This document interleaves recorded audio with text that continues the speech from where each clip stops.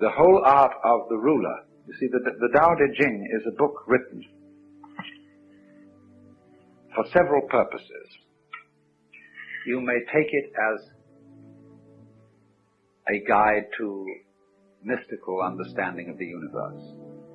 You may take it as a dissertation on the principles of nature, almost a naturalistic, a handbook of natural law, we would say.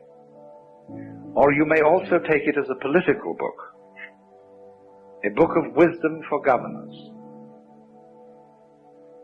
And the principle which it advocates, basically, is the virtue of governing by not ruling.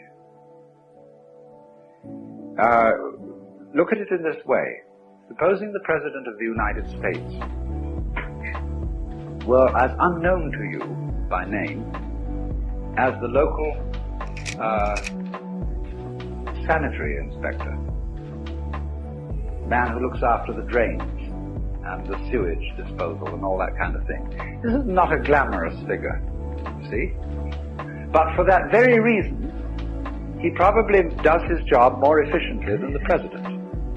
Because the President wastes an enormous amount of time interviewing various groups from the Elks and the Girl Scouts and conferring honors and all this kind of thing. The poor man's life must be an utter torment. So that if he were someone quite anonymous and that we didn't have to think about, he would be a very, very good ruler. In just the same way, for example, you don't have to attend, unless you're sick, to the government of your own body. It happens automatically. And it goes on day after day after day, and the better it is, the less you have to think about it. When you see well, you do not see your eyes. If there is something wrong with your eyes, you start seeing spots, and those spots are spots in your eyes. When you hear well, you never hear your ears. But when they start singing, you know, then you're starting to hear your ears, and your ears are getting in the way of their own hearing. So, on the deepest level, a person as a whole can get in the way of his own existence by becoming too aware of himself, and then he lacks this quality.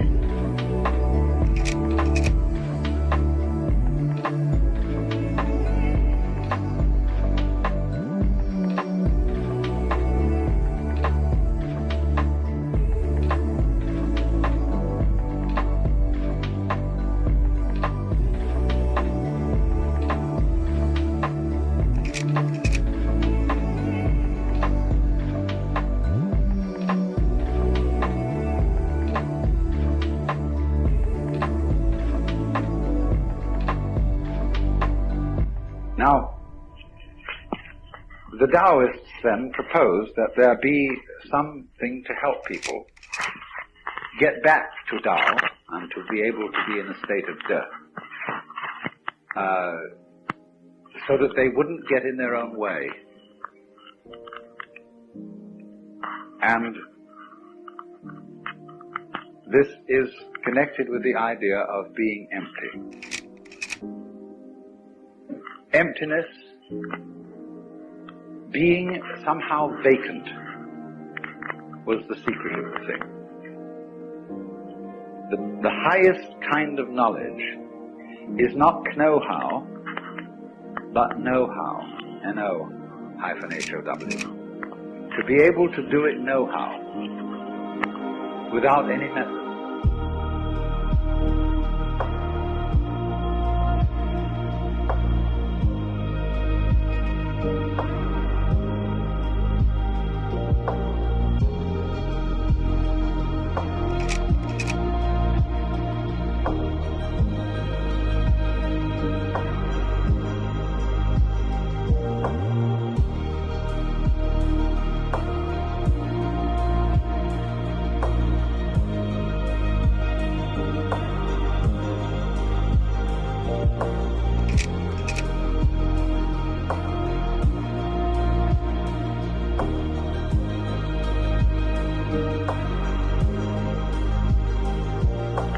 To achieve this, something is practiced which is called fasting the heart. The heart, in Chinese, is a word which doesn't mean heart in the physiological sense. And it means heart-mind. It's equivalently translated as mind, and in all the Zen texts where the word mind is used, no mind, mushin, it is this character. The psychic center. Now, the best kind of heart is absence of heart. In English, the word heartless has a very bad connotation, as does the word mindless. A heartless person is an inconsiderate, unfeeling person. A mindless person is an idiot. But a person who has mushin, or no mind, or no heart in Chinese, is a very high order of person. It means that his psychic center doesn't get in its own way. It operates as if it wasn't there. Zhuangzi says that the highest form of man uses his shin like a mirror.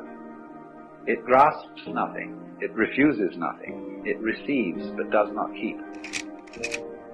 And the poem says, when the geese fly over the water, and they are reflected in the water, that the geese do not intend to cast their reflection, and the water has no mind to retain their image.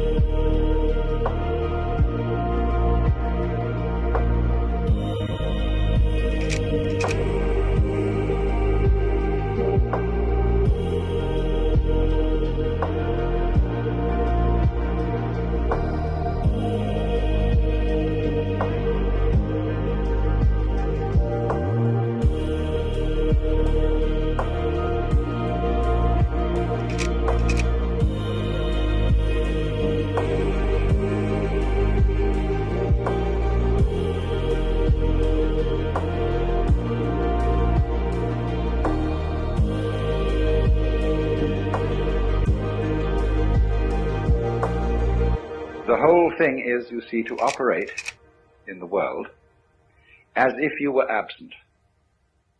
Now, this is built into us physiologically, fundamentally. Let me ask you simply, what is the color of your head from the standpoint of your eyes? Your eyes don't see your head, do they? You look all around, you see everything else, but your head you don't see. Do you feel that your head is black? No. Hasn't any color at all. Outside you see your field of vision as an oval, two eyes, and this creates sort of two centers of an ellipse. So there's this whole field of vision. Now experiment. What is beyond the field of vision?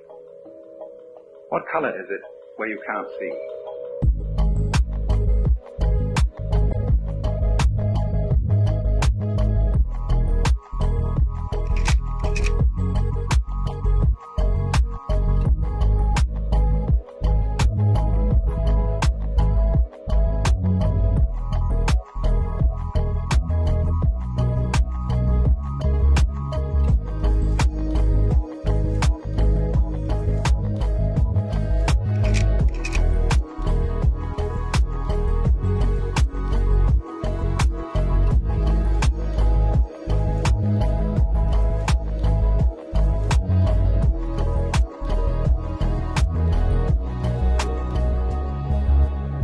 It isn't black.